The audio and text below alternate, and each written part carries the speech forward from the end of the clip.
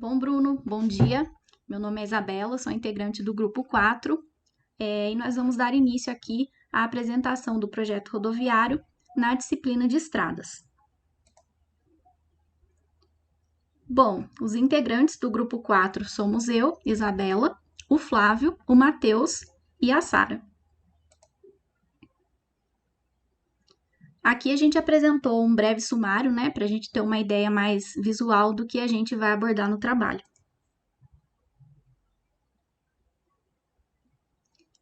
Bom, de maneira mais introdutória, né, o projeto geométrico dessa estrada, ele vai precisar de alguns fatores, né, que auxiliem no seu desenvolvimento.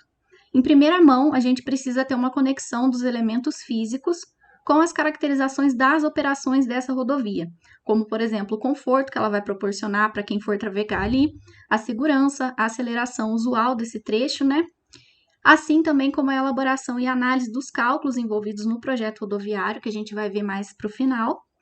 E a gente também teve que abordar, fazer uma pesquisa exploratória desse local que a gente escolheu, né? Para a gente determinar o perfil dos motoristas que usam essa rodovia, a capacidade de carga que essa rodovia suporta, o porte da estrada, a sua topografia, a viabilidade econômica e tudo mais, né? Os softwares utilizados aqui no nosso projeto foi o AutoCAD Civil 3D, o Google Earth Pro e o GPS Visualizer. Os objetivos aqui do trabalho, né, conforme as diretrizes passadas por você, foi criar uma via em uma região escolhida no estado do Rio de Janeiro, e essa via teria que ter uma área de tamanho suficiente para abranger aí um trecho de rodovia de mais ou menos uns 4 quilômetros, levando em consideração as questões topográficas desse local escolhido e a viabilidade técnica e econômica, como eu mencionei anteriormente. Bom, a descrição do local. Como a gente já falou, o estado selecionado foi o Rio de Janeiro e o município foi Seropédica. Esse município ele fica ali na região metropolitana do Rio de Janeiro, mais especificamente a 75 quilômetros de distância da capital do estado, e a gente teve o auxílio aí do Google Earth para definir a região, o traçado e a identificação de rios, das construções e outros fatores de influência. Aqui a gente apresentou, nesse segundo tópico, as latitudes e longitudes da região, a altitude média de 26 metros, uma população estimada de 92.563 habitantes, uma área territorial de 283,634 km² e aí uma densidade demográfica de 326 habitantes por quilômetro quadrado. E a cidade, ela tem 26 anos aí de história. Aqui a gente apresentou uma maneira mais visual, né, da gente abranger essa localização. Então, a gente começou desde o globo e a gente chegou até a delimitação do terreno aqui na rodovia em questão. Agora eu vou passar a palavra para o Matheus.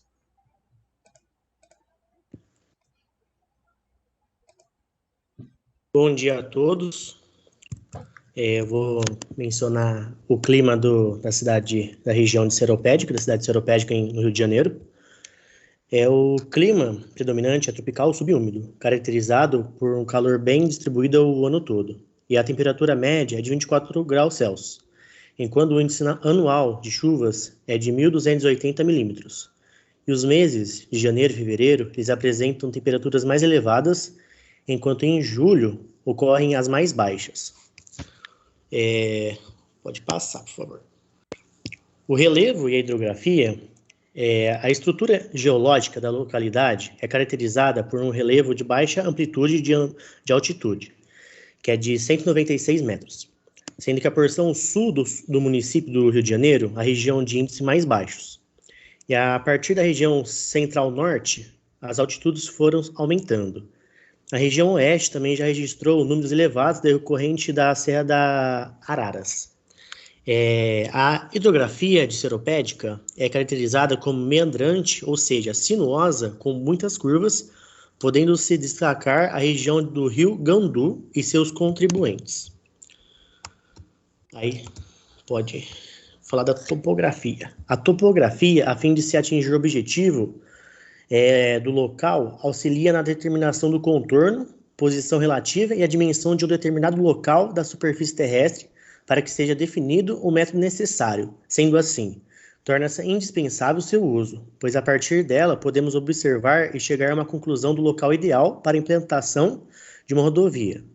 E a escolha do local fica melhor a partir do uso da ferramenta do Google Earth, pois assim é possível compreender o melhor ambiente, visando respeitar todos os parâmetros que estão diretamente ligados com o custo da mão de obra, custo da obra, por exemplo, que será necessário fazer movimentação da terra ou até mesmo a realização de uma ponte. Com uma escolha otimizada do local, podemos evitar o custo elevado da obra, evitando possíveis aterros, cortes, construções de viadutos e túneis, viabilizando custos e a execução para um projeto bem alinhado e dentro dos cronogramas impostos.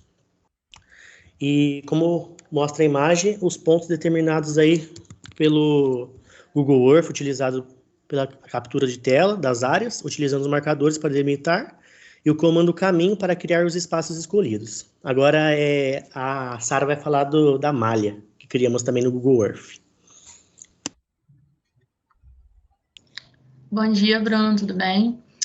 Vou falar um pouquinho sobre como a gente delimitou a malha de pontos, que depois que foi delimitada a área no Google Earth, tivemos que criar a malha, para que as coordenadas de elevação da região, as conhecidas curvas de níveis, pudessem ser obtidas.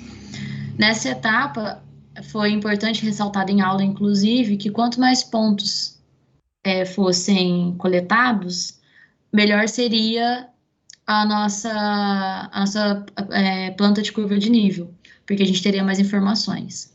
Pode passar, por favor? Então, após a gente ter conseguido os pontos no Google Earth, usamos o GPS para poder inserir esses pontos. Usando esse GPS, essas informações literalmente foram organizadas e representadas como coordenadas geográficas, tanto em latitude quanto longitude. Transformamos essas informações de latitude e longitude em UTM, que é um sistema de coordenadas baseado no plano cartesiano, no eixo x e y, que transfere para a gente como pontos em metros, de forma padrão, distanciando um ponto do outro, que fica mais fácil para a gente transformar depois, mais fácil de utilizar depois no nosso software. Depois que a gente transformou essas coordenadas de latitude e longitude em coordenadas UTM, usamos o site SP-Link para poder converter e transformar numa planilha no Excel. Nessa planilha no Excel, transformamos em uma tabela e jogamos no bloco de notas, como foi explicado em aula também. Com esse bloco de notas, salvamos o arquivo e transferimos ele para o nosso aplicativo, software, no caso, Civil 3D, que foi onde foi possível criar as nossas curvas de níveis. Pode passar, por favor? Só dando um adendo, todas as normas que utilizamos todas as normas são do DENIT, que tem que é o Departamento Nacional de Infraestrutura de Transportes, que nos fornecem diretrizes para poder realizar esse trabalho. Vou passar a palavra agora para o Flávio, e muito obrigada. Bom dia, Bruno. Vou dar sequência aqui ao nosso trabalho. Conforme a Sara acabou de falar, seguindo as normas do DENIT, a gente tem a classificação das rodovias, que são todas essas que estão na tela. E da nossa rodovia, ela é a classe 2, que é um projeto de rodovia, que é em pista simples, que é recomendado quando a demanda de visibilidade for de 700 a 1.400 veículos. Pode passar, por favor. Então, essa seria a nossa rodovia, que seria a classificação da RJ99. Ela tem 15 km de extensão e ela interliga os municípios de Seropédica e Itaguaí, partindo da BR-465. Ela é uma rodovia de pista simples e sem acostamento, com trânsito tipicamente rápido a moderado. Ela é caracterizada por conter bairros residenciais, um shopping center e uma indústria, além de escolas públicas e privadas. E um ponto de referência um ponto de referência geográfico é a Universidade Federal Rural do Rio de Janeiro.